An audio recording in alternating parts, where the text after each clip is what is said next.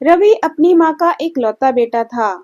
उसके पिता का निधन बचपन में जब वो 5 साल का था, तब हो गया था। तब से ही माँ ने ही उसकी परवरिश की थी। एक ही बेटा था, बड़ा लाड़ प्यार से माँ ने पाला था। हालांकि आर्थिक परेशानियों का सामना करना पड़ा, लेकिन माँ ने कभी हार नहीं मानी और ना ही किसी के आगे हाथ फैलाया। जिन्होंने कभी बहुत जरूरत पड़ने पर मदद की, जो भी पैसा दिया, उन्हें भी समय के साथ वापस कर दिया। रवि की मौसी ने उनकी मदद की थी। सिर्फ एक वो ही थी जो उनके यहाँ आती जाती थी, हालचाल जाना करती थी, फिक्र करती थी। माँ खाना बनाने जाया करती थी, कभी इस घर में तो कभी उस घर में। आज रवि 22 साल का हो गया और माँ को काम करते करते 17 साल हो गए। ऊपर वाले की कृपा रही कि इस दौरान उनकी गाड़ी चलती रही।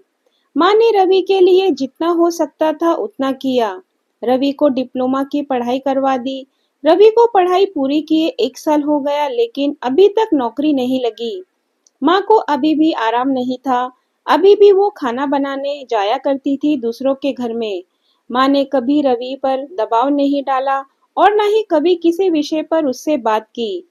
एक दिन रवि जब शाम को अपने घर में आया तो माँ नहीं थी। उसने थोड़ा इंतजार किया, पर माँ नहीं आई, तो वो सीधा मौसी के घर गया। रवि, माँ कहाँ है? आपके यहाँ है क्या? मौसी, हाँ, वो गांव में हमारे एक दूर के भाई का निधन हो गया है, वहीं गई है।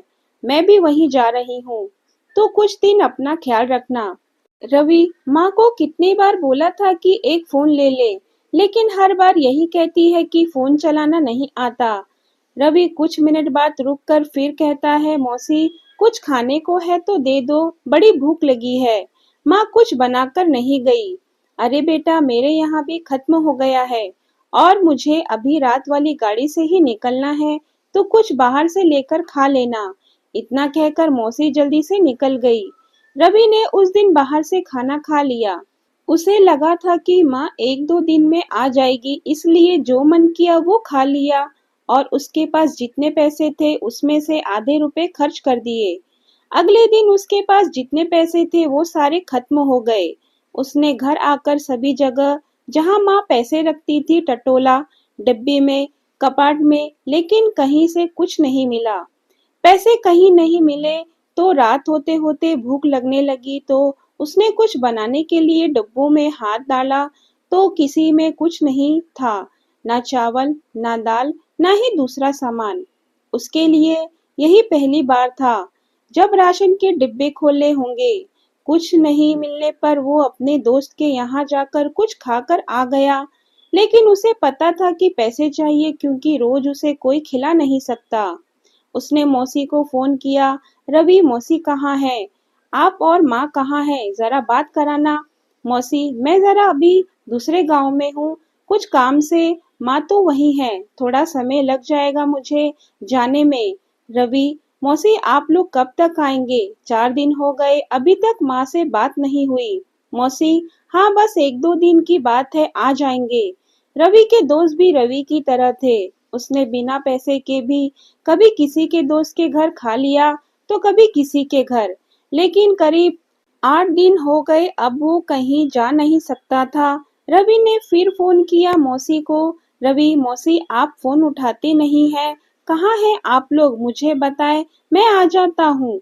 माँ ने भी कभी कुछ बताया नहीं। ऐसा भी कोई रिश्तेदार है किसी गांव में?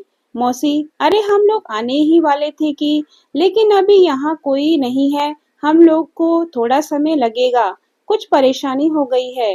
रवि, क्या परेशानी? माँ तो ठीक है ना मौसी? माँ ठीक है। रवि, तो आप मेरी बात क्यों नहीं कराते? मौसी, करवाती हूँ, पक्का करवाती हूँ, समय मिलने पर। रवि, मौसी, मेरे पास खाने का कुछ बचा नहीं है, पैसे भी नहीं हैं, कल शाम से कुछ नहीं खाया। आप पैसे थोड़े किसी को देने को कहो, माँ से बोलो।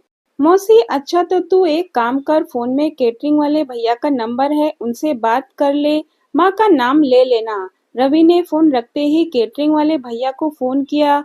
उन्होंने कहा कि उनसे आकर मिले। रवि बुलाई गई जगह पर गया। वहां जाकर देखा तो उसके छोटे ट्रक में सामान लोड हो रहा था। रवि ने जाकर केटरिंग वाले भैया से बात की। रवि, वो मैंने फ़ोन किया था आपको पैसों के लिए। भैया, पैसे मिलेंगे। तुमको क्या आता है? खाना बनाना आता है? रवि नहीं, मैं काम के लिए उधार लेने आया हूँ।